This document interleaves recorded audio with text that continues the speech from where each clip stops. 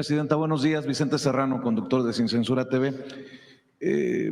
En estos pasados días, el cínico de Felipe Calderón, ahorita que veía la gráfica que nos mostraba, defendía en un foro empresarial en Argentina su guerra contra el narco y básicamente pide el regreso de la guerra contra el narco porque dice que funcionó a pesar de los sabotajes de gobiernos locales y dice que al final de su sexenio todo se echó a perder porque no se siguió esa guerra contra el narco. Lo menciono porque algunos de aquellos que callaron, cómplices desde los medios de comunicación con aquel pacto de silencio que firmaron en tiempos de García Luna y Felipe Calderón, hoy hablan del horror de que haya sido un adolescente el que asesinó a Carlos Manso, el presidente municipal de Uruapan.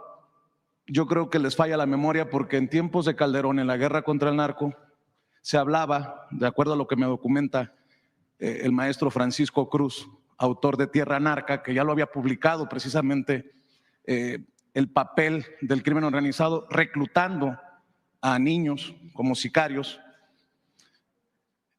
que había por lo menos 30,000 niños en las filas del crimen organizado, que en el 2010 se hablaba de la posibilidad de que fueran reclutados 250,000 menores de edad. Para aquellos que dicen que hace mucho tiempo lo de la guerra contra el narcotráfico y que critican incluso lo que dice usted aquí en la mañanera y las declaraciones que hizo Alfredo Ramírez Bedoya, también el gobernador de Michoacán, señalando a dos responsables de lo que pasa en Michoacán, Felipe Calderón y Enrique Peña Nieto.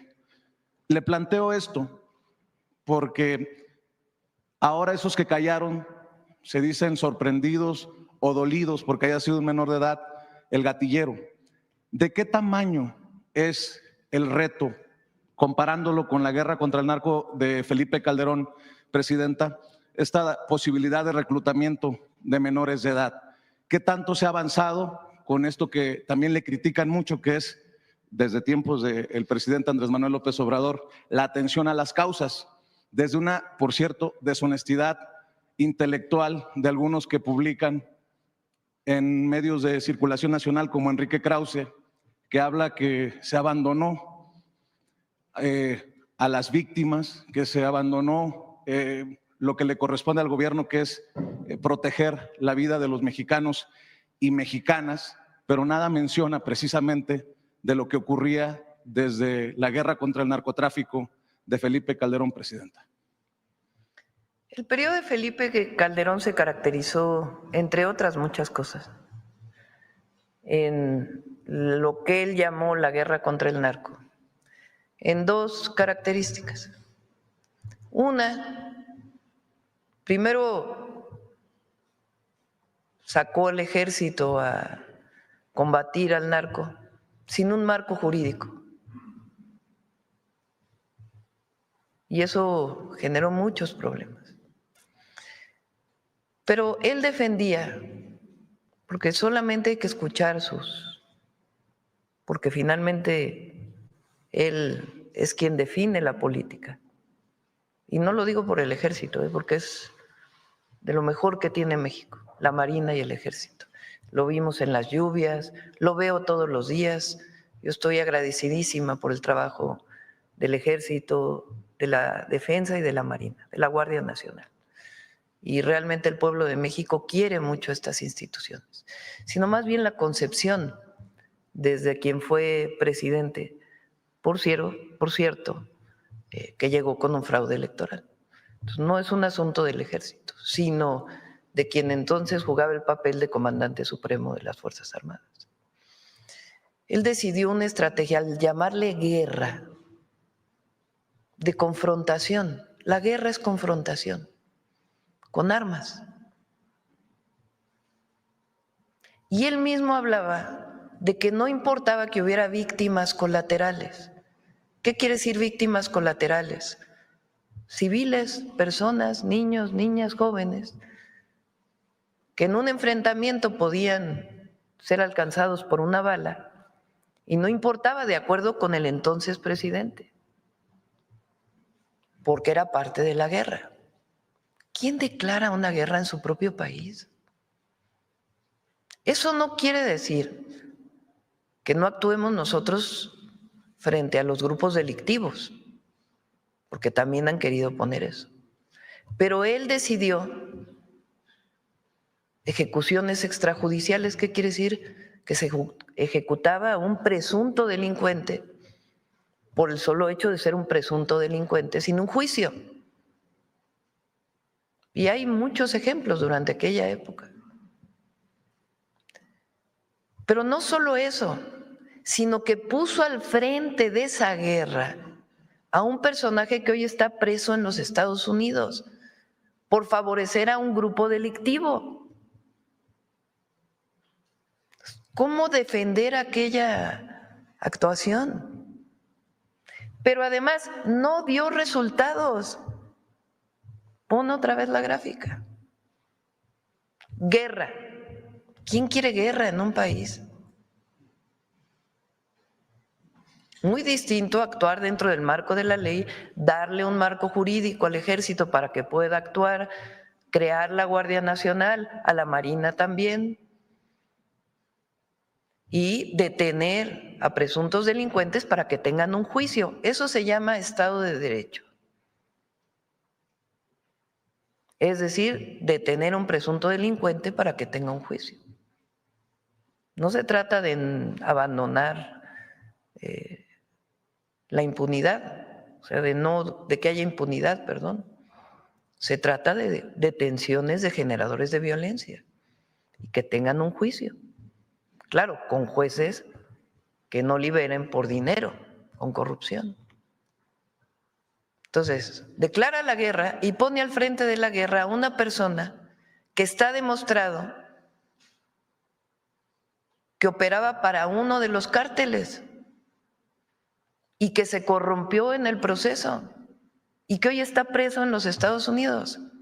Pero además aumentaron los homicidios dolosos en 148%. Muchos de ellos lo que él llamó víctimas colaterales. Peña hizo lo mismo, no cambió prácticamente nada en su estrategia. Claro, llevó a la Policía Federal, a la Secretaría de Gobernación, pero en realidad no cambió la estrategia.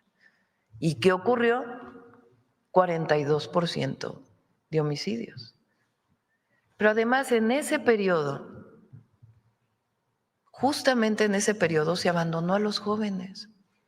Es justamente en ese periodo cuando el rector, entonces rector de la UNAM, le llamó ninis a los jóvenes. Ni estudias ni trabajas, como si fuera responsabilidad de los jóvenes. Abandono de los jóvenes. No hay escuelas, no hay educación, no hay empleo, mayor pobreza, mayor desigualdad, guerra y permiso para matar. No, bueno. Y además, al frente, a un delincuente. Eso es lo que ocurrió durante 12 años en nuestro país. Y asócienle la corrupción de los gobiernos. Entonces, ¿cambió la estrategia? Sí, cambió la estrategia. Cuando llega el presidente López Obrador dice, no, a ver, todo dentro del marco legal. Vamos a darle a la Secretaría de la Defensa un marco legal para que actúe, a Marina también. Vamos a crear la Guardia Nacional, una institución pública encargada de la seguridad de las mexicanas y los mexicanos. Y vamos a destinar recursos a los jóvenes. Se crearon las universidades Benito Juárez, el programa Jóvenes Construyendo el Futuro, se dio atención a los más necesitados, a los pobres, y salen 13.5 millones de mexicanos de la pobreza. Cuando nosotros llegamos, yo decidí fortalecer la estrategia de seguridad con un área especial de inteligencia e investigación que nos dio resultados en la Ciudad de México. Porque frente a los grupos delincuenciales se requiere más inteligencia e investigación que permita hacer las detenciones de presuntos delincuentes y la coordinación con los estados. Además, pues, del seguimiento cotidiano y en la consolidación de la guardia. y fortalecer la atención a las causas con mayor presencia territorial en los municipios de mayor incidencia delictiva. Con este trabajo que hace Rosa Isela, la Subsecretaría de Seguridad y Protección Ciudadana, de ir tocando casa por casa a ver qué necesitan las familias. ¿Cuál es el resultado? Durante el periodo de López Obrador, 9% de reducción de homicidios dolosos. Y con nosotros, contabilizado por año, 28%.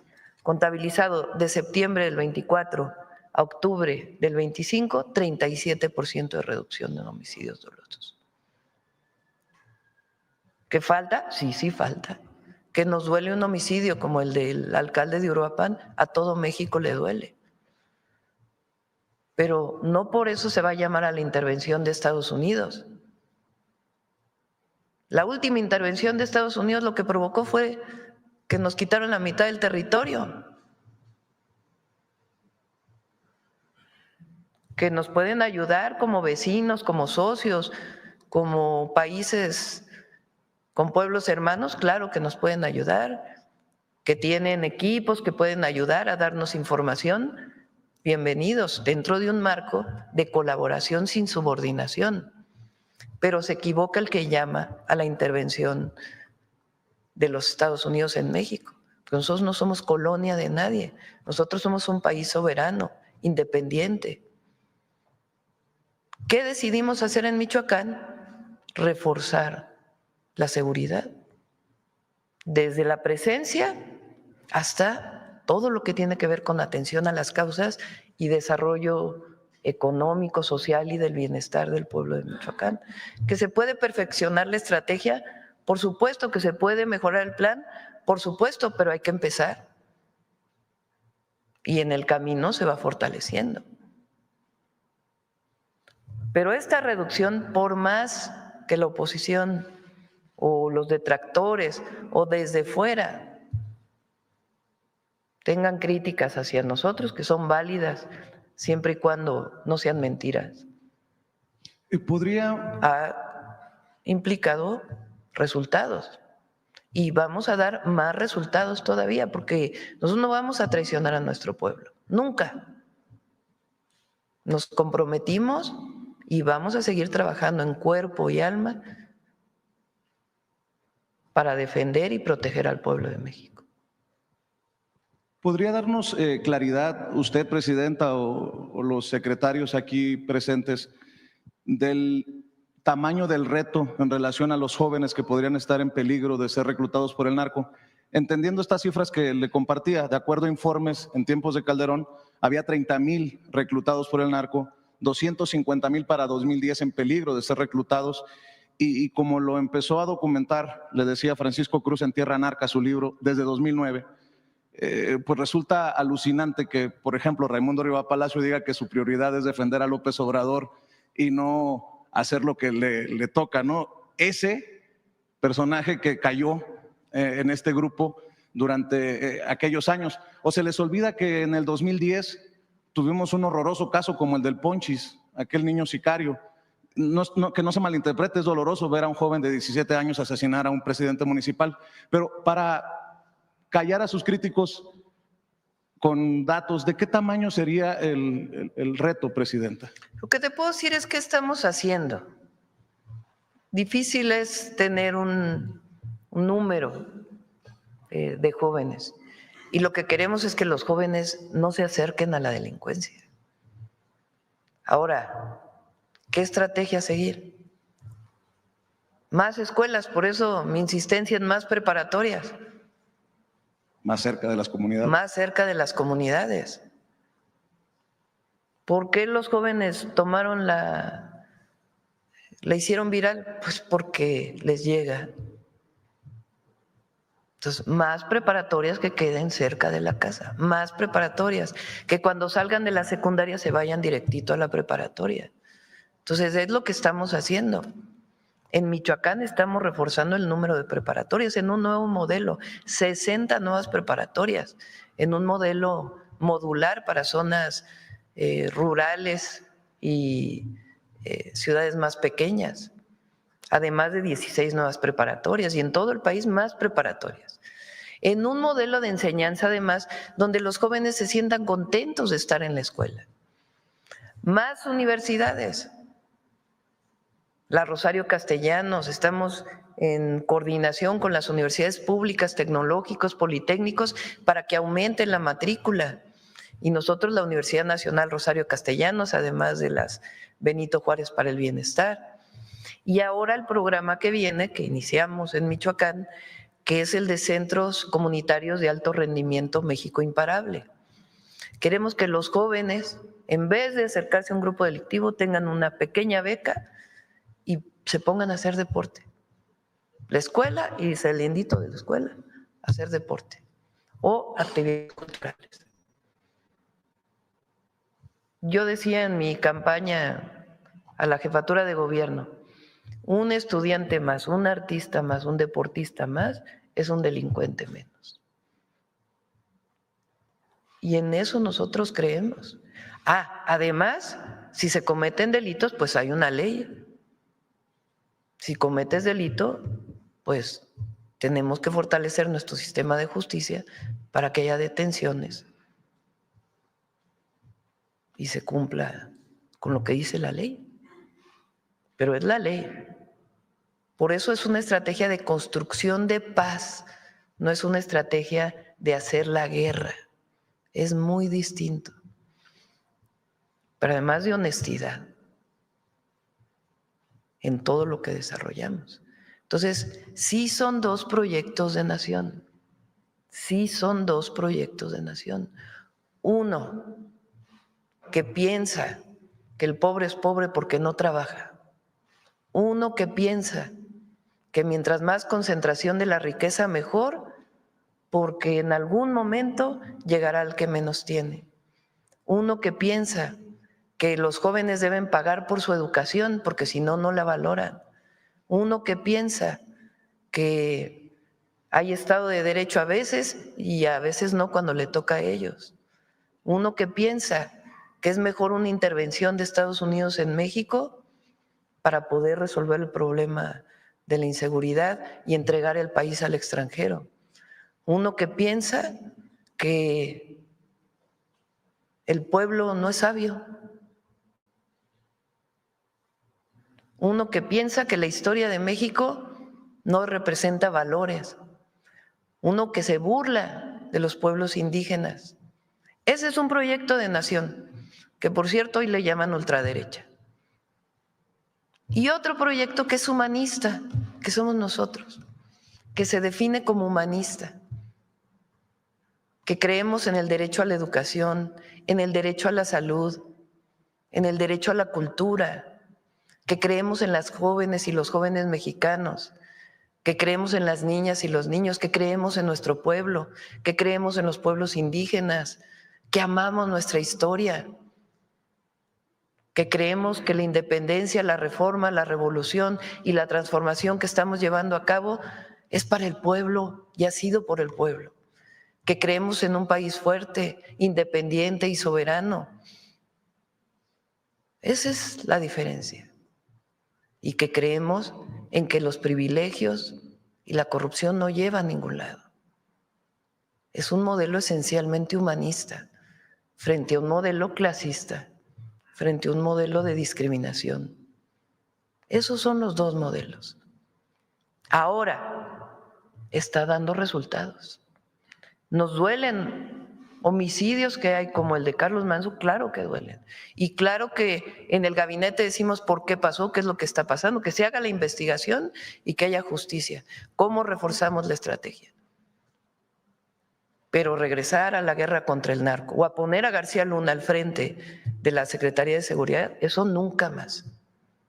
Eso ya lo vivió el pueblo de México con mucho dolor. Esa es la diferencia. Por eso hay que pensar muy bien lo que vive México hoy hacia adelante y el fortalecimiento de nuestra patria y nuestro pueblo por encima de todo y su protección en todos sentidos. Presidenta, acabo de regresar de Chicago tratando de documentar lo que está pasando para las comunidades de paisanos y paisanas por allá. con las redadas de inmigración. Y permítame incomodar nuevamente con mi insistencia, que sé que también es dolorosa para muchos.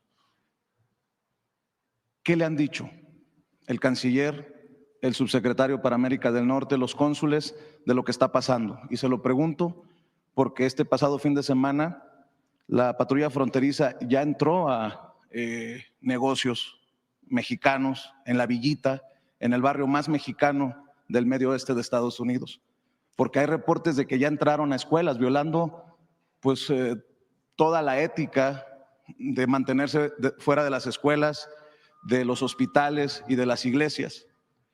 Y también se lo menciono porque ya no es la apreciación de su servidor que va incrementando la violencia en estos operativos, que además siguen llevándose a cabo con encapuchados y en automóviles no identificados.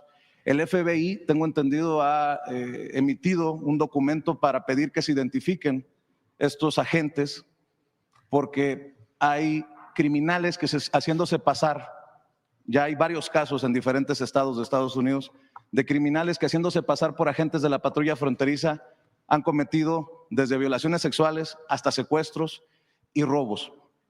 Y más aún, el alcalde de Chicago, Brandon Johnson, se pronunció en el Consejo de Derechos Humanos de la ONU para que sea investigado Estados Unidos, el gobierno de Donald Trump, por lo que está generando con estos operativos. Ya teniendo una autoridad como el alcalde de Chicago, presidenta, y obviamente la intención no es generar un conflicto ni mucho menos, ¿cómo se posiciona usted? ¿Cuál es su posición frente a un llamado del alcalde de Chicago para que sea investigado, incluso para que haya personajes de la ONU que vayan a dar testimonio de lo que está ocurriendo en las calles de ciudades como Los Ángeles, como en algunas ciudades de Texas y en el caso de Chicago? Yo por eso mi insistencia, presidente, en que definamos cuántos casos de presuntas violaciones de derechos humanos tienen ustedes conocimiento. Voy a pedirle de nuevo a Cancillería que nos diga, aquí me contesta Roberto Velasco, mira qué rápido. Son 30 quejas por presuntas violaciones a derechos humanos que han sido presentadas. ¿Qué hacemos nosotros? Como lo he dicho, con los consulados apoyamos y se apoya económicamente para que se contraten abogados para que las víctimas puedan presentar su denuncia y llevar los juicios en Estados Unidos. Nosotros no estamos de acuerdo con el trato de las y los mexicanos como criminales. Si alguien cometió un delito, tiene que llevar su proceso en Estados Unidos. Pero las y los mexicanos, y se lo he dicho al presidente Trump, lo he dicho públicamente, se lo dije al secretario del Departamento de Estado, fortalecen la economía de Estados Unidos, allá. Se estima que son 40 millones de mexicanas y mexicanos en Estados Unidos, de los cuales el 90% tiene papeles o más del último censo que se hizo. Y los otros llevan más de 5 o 6 años en Estados Unidos. Ya es muy pocas las mexicanas y mexicanos que cruzan la frontera o que cruzaron durante el sexenio de López Obrador. Tienen mucho más tiempo. Y sostienen la economía de Estados Unidos. Sostienen el campo, sostienen la construcción, sostienen los servicios. Y además de que no estamos de acuerdo con la discriminación y el trato que viola los derechos humanos, que presuntamente viola los derechos humanos, tienen que ser reconocidos por su trabajo, por lo que han dado por México, por supuesto, pero también por los Estados Unidos. Esa va a ser siempre nuestra posición. Y nosotros actuamos también en un marco pensando en ellos, actuamos pensando en ellos. A México siempre buscamos una buena relación con el gobierno de Estados Unidos, pensando también en los 40 millones de mexicanos que están allá y en los 130 millones de mexicanos que están aquí. Siempre vamos a buscar el diálogo, la coordinación, y cuando no estemos de acuerdo también lo vamos a decir, pero buscando siempre un diálogo responsable, vamos a decirlo así. Y ahí donde no estamos de acuerdo, lo señalamos, y ahí donde hay que proteger a nuestros paisanos, siempre lo vamos a hacer. ¿Y qué piensa de ese llamado del alcalde afroamericano de Chicago? Que por cierto hay que reconocerle que ha defendido incluso hasta en el lenguaje que usan algunos colegas de ilegales y dicen no son ilegales, son indocumentados. Creo que ha hecho un sobresaliente trabajo en ese sentido. Pues agradecemos la defensa siempre de nuestros paisanos allá por autoridades estadounidenses. Ahora, no quisiera yo meterme más en la política de Estados Unidos. Entre otras razones, claro que, repito, donde hay que defender y decir las cosas claras sin medias tintas. Pero nosotros tenemos que ser muy responsables por el bien de nuestro pueblo, de la nación y de los 40 millones de mexicanos allá. ¿Hay un impacto ya de estas políticas, para cerrar, Presidenta, antiinmigrantes, antimexicanas de Donald Trump? Tengo entendido que ha habido una disminución de las remesas. ¿Podría compartir? Sí, a ver si tenemos la gráfica, no sé la última si está. Las remesas crecieron mucho en el 2024, 2023 y 2024. Entre otras cosas porque nuestros paisanos apoyaban al gobierno de México, la gran mayoría, y estaban de acuerdo en seguir enviando a sus familias y seguir apoyando a México de esa manera. Ahora estamos como a nivel del 2022 en remesas, también para que se tome la dimensión. Y sí, entre otras razones, pues tiene que ver esta situación que están viviendo nuestros paisanos allá. Y por eso también lo que hemos hecho de Finabién, para que haya facilidad para que puedan enviar sus remesas en el marco de la ley de los Estados Unidos y en el marco de nuestras leyes. Pero siempre vamos a buscar un diálogo y una coordinación sin subordinación. Espero que nos pueda compartir esas cifras. Muchas gracias, vamos Presidenta. A ver si no la Buenos días. Sí. A ver, por acá, la compañera.